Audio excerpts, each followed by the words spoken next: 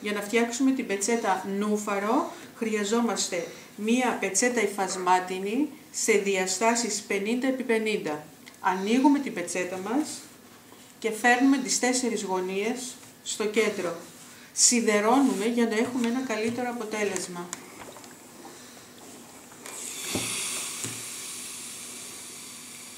Όλες οι γωνίες στο κέντρο, σιδερώνουμε.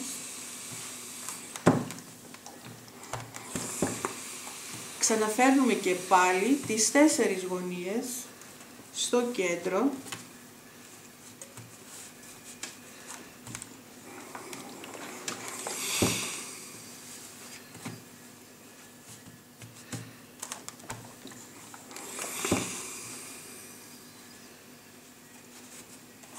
Πάντοτε το σίδερο είναι το καλύτερο αποτέλεσμα που θα έχουμε και σε αυτό το σημείο τώρα θα φέρουμε το κάτω μέρος προς τα πάνω.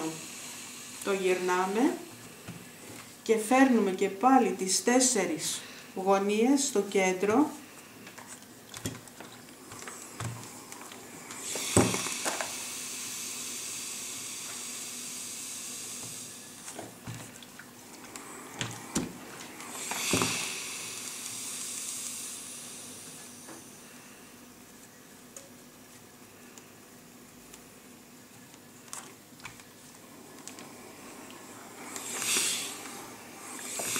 Και τώρα κρατάμε στο κέντρο και ανασηκώνουμε από κάθε γωνία τη διπλωμένη γωνία. Ανασηκώνουμε όλες τις γωνίες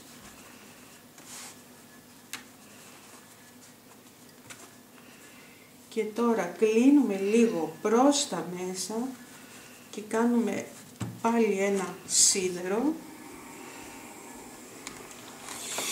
και ανασηκώνουμε και ενδιάμεσα τις άλλες γωνίες.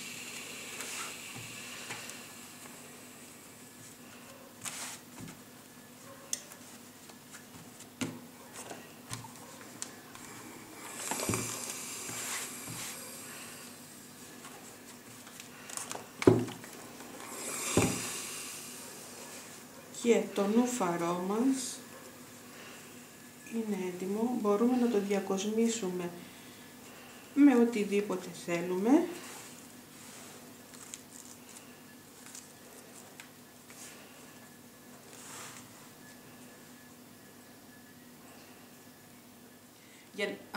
Για να φτιάξουμε μία θήκη για μαχαιροπύρουνα χρειαζόμαστε μία χαρτοπετσέτα σε διαστάσεις 33x33 και με το μονόγραμμα που θέλουμε.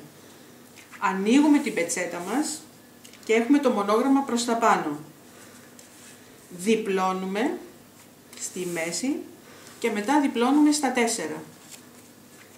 Και όπως είναι φέρνουμε τη μία γωνία, παίρνουμε το ένα φύλλο και το φέρνουμε στην άλλη γωνία και κάνουμε ένα τρίγωνο.